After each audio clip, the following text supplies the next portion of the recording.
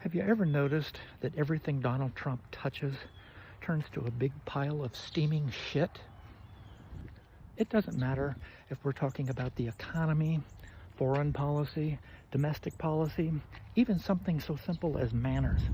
It goes from being thriving and robust to a big stinking pile of caca.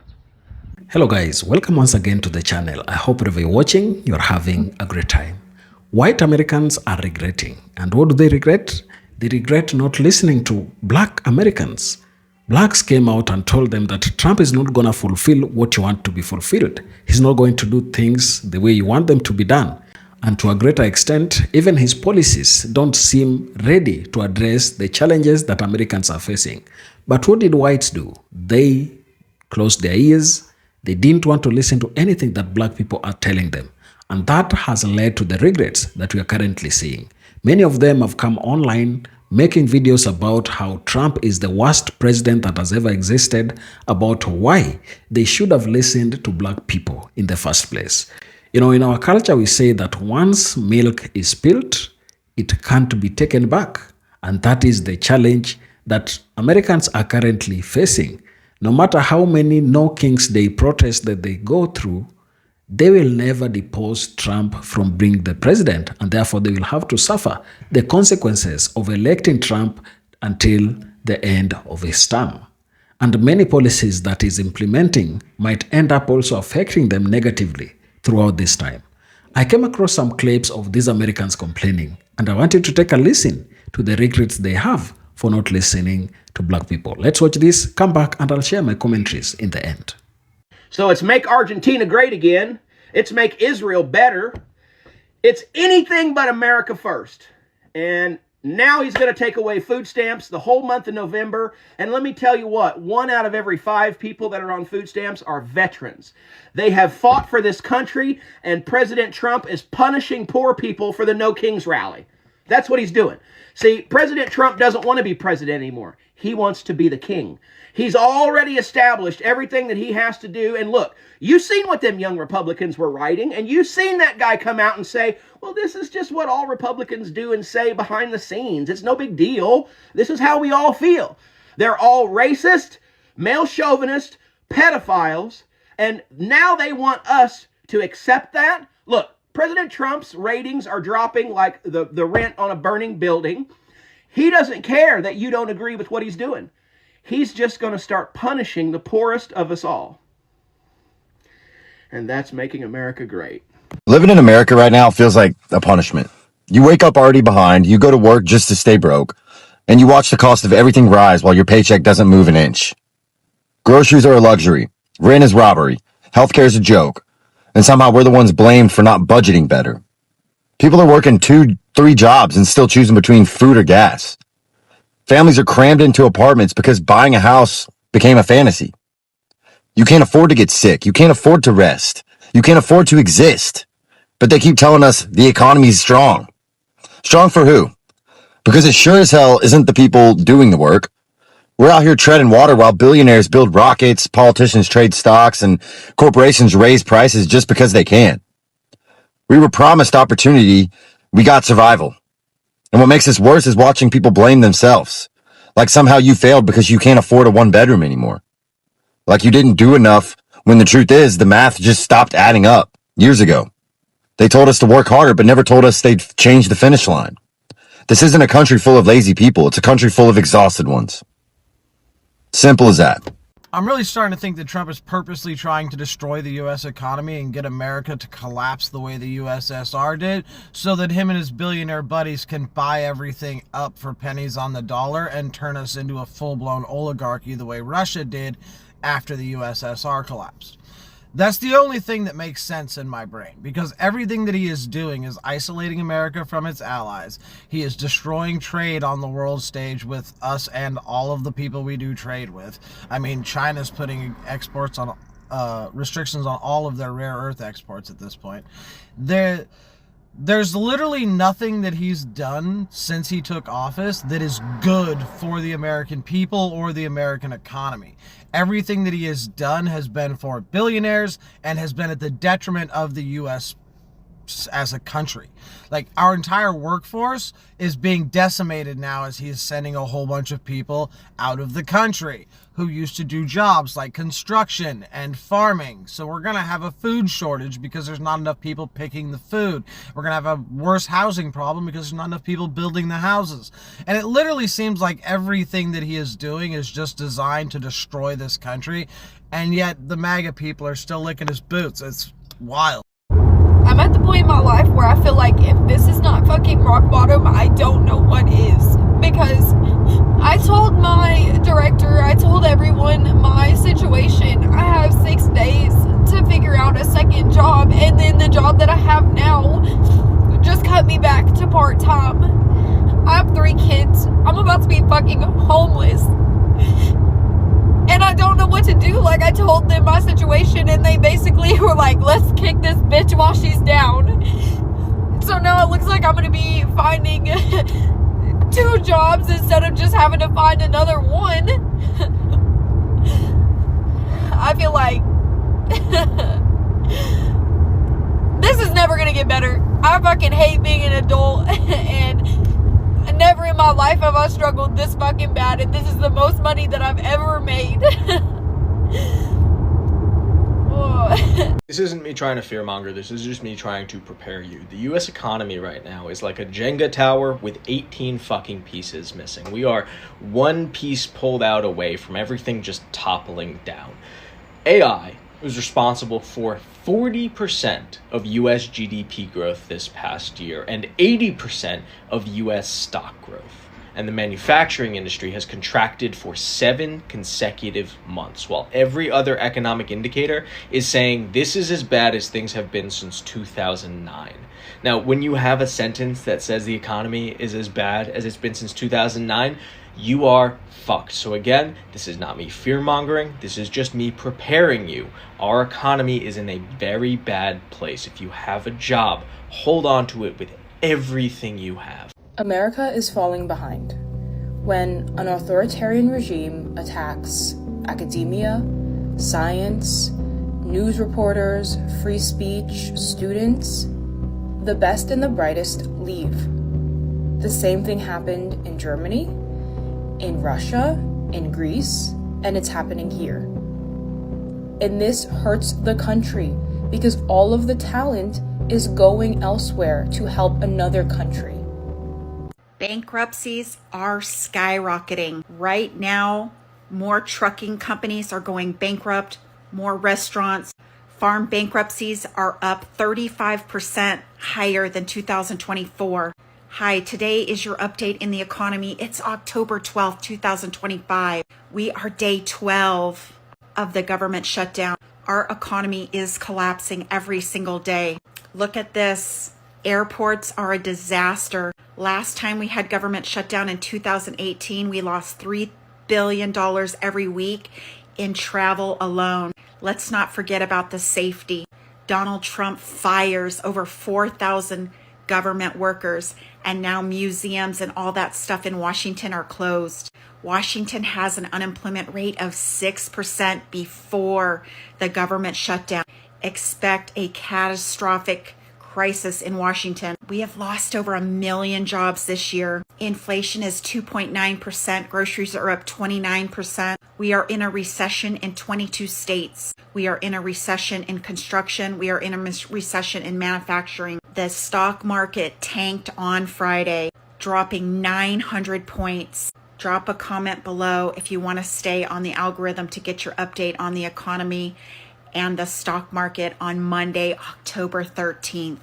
I'm going to make a video that is very high level in finance, but needs to be redirected to as many eyeballs as possible because this is eventually going to affect everyone, including yourself. And this is not a doom and gloom. This is simply just a high level overview of what is coming and what the impacts will have on your life. I've made videos about this stuff before, but they've been very in-depth. So I want to make a video that is much higher level overview to give everyone an understanding for themselves and how they can prepare. On August 11th, the United States national debt surpassed $37 trillion. Now you might ask, well, why is this really important? Well, October 2025, or September, I guess you could say the end of September, is when the national debt, or essentially the fiscal year of 2025, ended. And we ended at a debt of 37.6 trillion, which means in a month and a half, we added another $600 billion to the national debt. The United States economy, when you look underneath the surface, it isn't doing too hot. Again, I'm not going to go into the weeds, but when you look into the data, it's really not actually doing that hot. And with that, we have 10 companies, 10 tech companies, that are keeping the economy, quote unquote, afloat. Problem with this is it's very much looking very bubblish, very 2001, very 1929-esque. Now, the problem with this is the United States government has way too much debt. We are at something called a debt to GDP ratio of 125%. I think it's a little more now, like 125.4%. The reality of the situation is if the United States economy takes a turn downward because these companies aren't able to produce the results that they're essentially being invested into at the valuations that they have, or essentially you can put it in terms of like they're looking as shiny as they can be. And if they're not as shiny as they actually are, later down the road, then everything in the market could essentially pop. Now, the problem with this is the United States economy, or the United States government, has been a backstop. The United States government does not have the financial capability to backstop this bubble popping. And the genuine concern is that if this bubble pops, the United States government will not be able to fund. It will not be able to bring in the money that is able to then fund the government, the debt itself. And so typical things like Medicaid, Medicare, Social Security, the largest expenses to the government will have to start dwindling. Now, if this gets even more severe, how does this start to affect the socio-political sphere? And what if the money itself for things like subsidies of energy, like oil, or subsidies for things like food, what if that starts getting affected and farmers can't produce the food that we need, and oil companies can't produce the energy that we need, and we have essentially a sell-off and the inability to fuel the people that we have? What happens then? And genuinely, I would typically say, hey, the United States will be able to get through this. Humans have ingenuity, and we have the ability to see the problems, be able to work around the problems, create solutions to the problems. But the only caveat to this is when you have a problem, it tends to be something that's a little more concrete. But what we're talking about now is not a concrete problem. What we're talking about is a system failure. A point where the actual government, the entire thing that we know of collectively as what we all bank on as being secure, pops and it goes away. And that's the genuine concern. And so the spiral looks like this. The hype gets real in artificial intelligence that it's going to be able to boost productivity and help us grow out of the national debt. Then the productivity, the AI bubble pops instead of it being a real boom. And then that spirals over to the government not having the capital or the money to be able to fund the debt. And then the debt spirals, and then the debt causes the United States government to go insolvent. And then the entire populace turns into a socio-political, violent collapse. This definitely isn't a conversation you want to have over a dinner table. But again, more people need to be aware of this situation, because it is a process that is playing out right in front of our eyes. So let's talk about it now before the situation actually is around the corner. The U.S. Department of Labor released a memo just a few days ago explaining that Donald Trump's policies are in fact already ruining your lives, but they're about to actually make your life so much worse, to the point where you may not even be able to purchase food. And again, this is coming from the United States Department of Labor under Donald J. Trump himself. His own Labor Department had to put out this memo or letter or whatever it is you want to call it to warn Americans that this guy is ruining your life. And of course, he's doing it, according to the Labor Department, by deporting all of the farm workers in the United States. We already have a massive shortage of labor on American farms. We have had farmers, representatives come out and tell us that. The farmers themselves have come out and told us that. We don't have people to go out there and do the work, to pick the crops, to till the fields, to plant the seeds. We don't have human beings to do that now because of Trump's policies. And a lot of those people voted for those policies. But as I've always said, I'm on the fence about sympathy because when the farmers go under, all of us are affected. If it were just them suffering the consequences of their votes, you get what you vote for, right? But their suffering leads to suffering for all of us. So, we're all in the same boat on this one because every human being on the planet has to have food to survive. And we're at a point, according to the Labor Department, you may not be able to afford it anymore. Here is what they said. The current and imminent labor shortage, exacerbated by the near total cessation of the inflow of illegal aliens, increased enforcement of existing immigration law, and global competitiveness pressures described below, presents a sufficient risk of supply shock-induced food shortages to justify immediate implementation. The lack of undocumented and documented workers results in significant disruptions to production costs and threatening the stability of domestic food production and prices for U.S. consumers. All right, so SNAP is going away in November. There's no more money.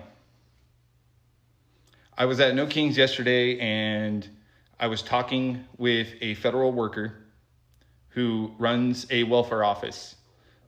And he was telling me that him and his staff have been training for de-escalation because there are going to be some very angry people going to that office asking why their kids are going hungry. They're going to be very angry, and this is going to be people's breaking point. Like that's just all there is to it. And especially for November, when it's supposed to be a time about food, especially around Thanksgiving. So all I'm going to say is if you see somebody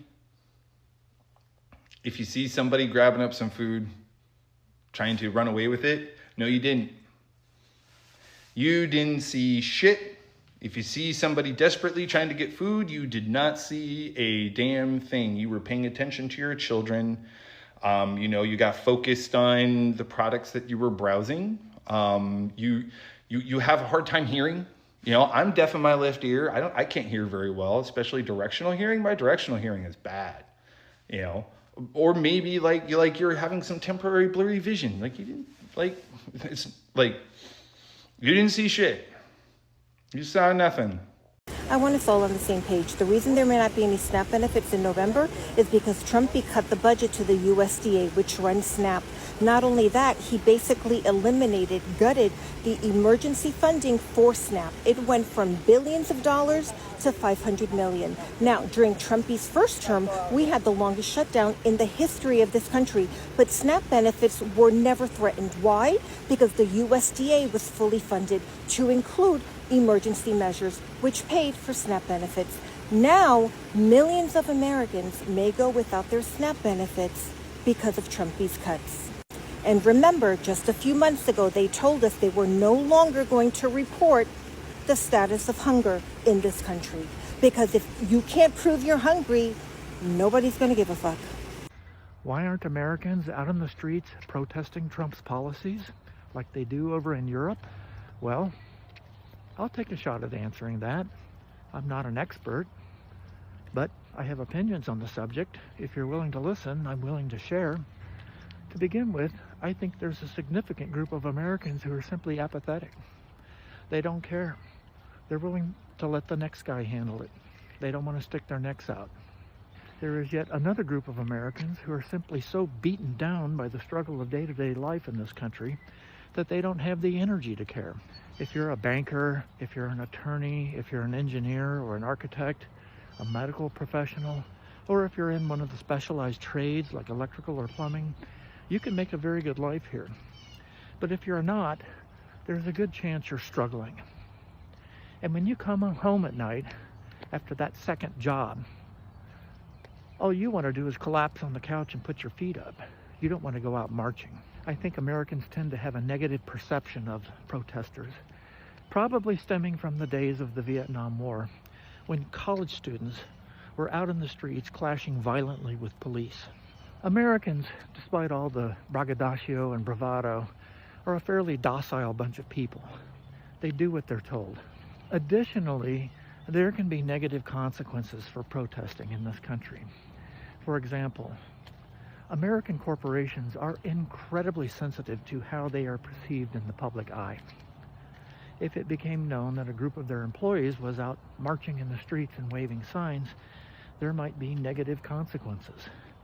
Those employees could face severance. I had a boss one time tell me that he didn't want to see me out marching in gay pride parades. It happens. Additionally, there's the risk of physical harm. It wouldn't surprise me at all to hear that a group of MAGA brown shirts had descended on some protesters and tried to beat them up. And you have to remember that Americans are armed to the teeth. Guns are everywhere. In my state, you can carry a gun in your pocket without a permit or a license. But I think the biggest reason that Americans are not out protesting in the streets about Trump's policies is that they agree with them. I know that sounds incredible, but it's true. This is an aggrieved group of people who do not want the nation sharing its wealth with other countries. They feel like America has been taken advantage of by other countries. They are tired of seeing us give away our money and our resources to other countries. They don't want people from other countries coming over here to take advantage of the benefits and the opportunities that we have. They don't want to share. Back in World War I or World War II, you would have called these people isolationists. They don't want to get involved. They don't care what happens to Ukraine. They don't care what happens to Taiwan. They don't care what happens to Europe.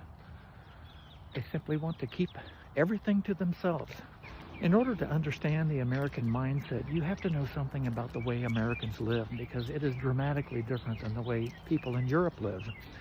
In Europe, people read books, they go to museums, they travel, they're exposed to other cultures, other languages, other lifestyles. They're much more cosmopolitan in their perception of how the world exists and how we all get along with each other. Here in the States, it's completely the opposite. If you watched American TV commercials, you would think that we spend our discretionary time out rock climbing or kissing under the stars or roping cattle or doing any number of things that keep us engaged with each other. The fact is, we don't live like that at all. In America, people adore technology, and they have been seduced by media. And by media, I don't mean the news media, I mean the medium itself. Television, movies, the internet, video games. They spend a great deal of their discretionary time consuming media.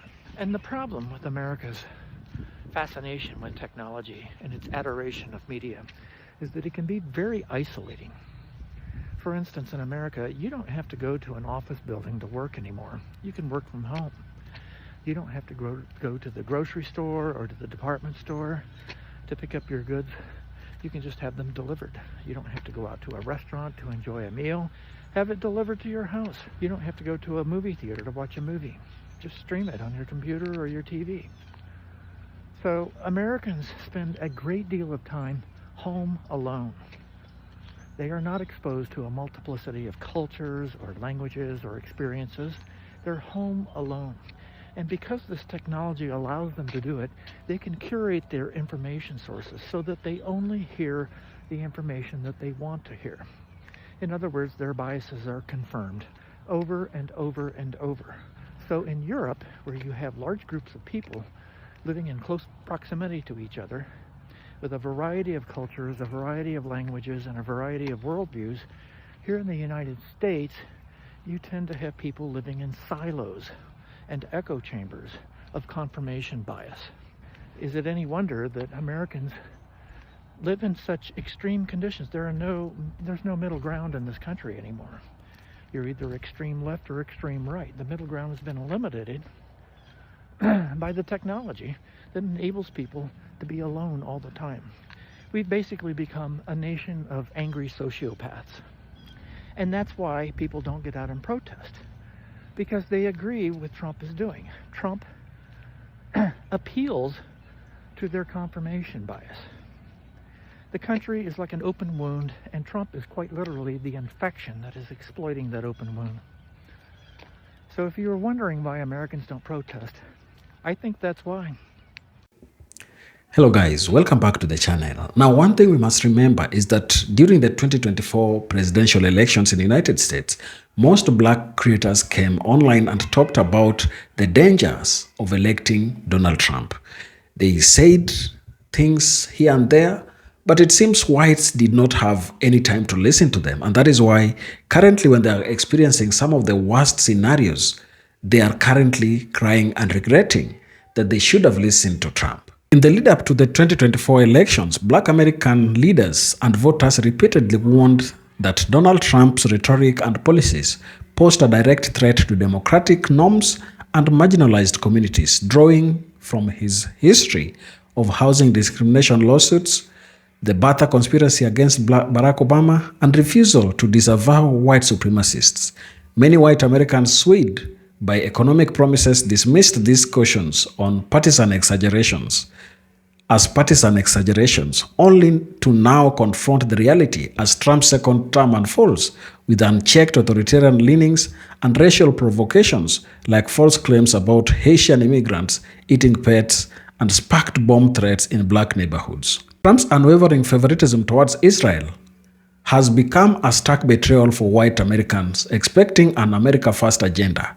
Billions in US aid continue to flow to Israel amid Gaza humanitarian crisis, with the Trump tying domestic disaster relief to states' support for Israel, labeling it Israel First over American recovery needs. While polls show 37% of Americans now view US backing as excessive, eroding the isolationist appeal that lured voters in 2024. Similarly, Trump's $20 billion bailout for Argentina's Javier Milei, a far-right ally, prioritized ideological solidarity over US workers as the funds stabilized Milei's austerity cuts that undercut American farmers by boosting Argentina's soybean export to China. White voters in Rust Belt states promised protectionism now face higher prices from this favoritism, with the Trump's explicit threats to withdraw aid if Milei loses midterms exposing how foreign cronies trump domestic jobs. Economic fallout has amplified the regret as Trump's tariffs and spending cuts, echoing Project 2025 blueprint black leaders flagged as harmful, have driven a 0.3% GDP drop and 49% disapproval of handling inflation, hitting white working-class families hardest. Surveys revealed 25% of Trump voters, including non-college educated whites, now express bias remorse, realizing the drain the swamp vow masked policies, enriching allies abroad while squeezing everyday American at home. Ultimately, white Americans' hindsight validate black communities' persistent alerts. Trump's orbit favor global strongmen and donors over equitable U.S. prosperity, fostering divisions and economic pain that spares no race, with approval dropping to 43% overall and black support evaporating post-gains. The 2024 vote feels like a collective misstep, urging a reckoning on heeding marginalized voices before policies calcify into irreversible harm. That is what white Americans have to contend with. They made that decision and they have to live by it. Share your thoughts down in the comment section. And if you're watching us for the first time, remember to subscribe to the channel, like the video, and share. Thank you, and let's meet on the next one.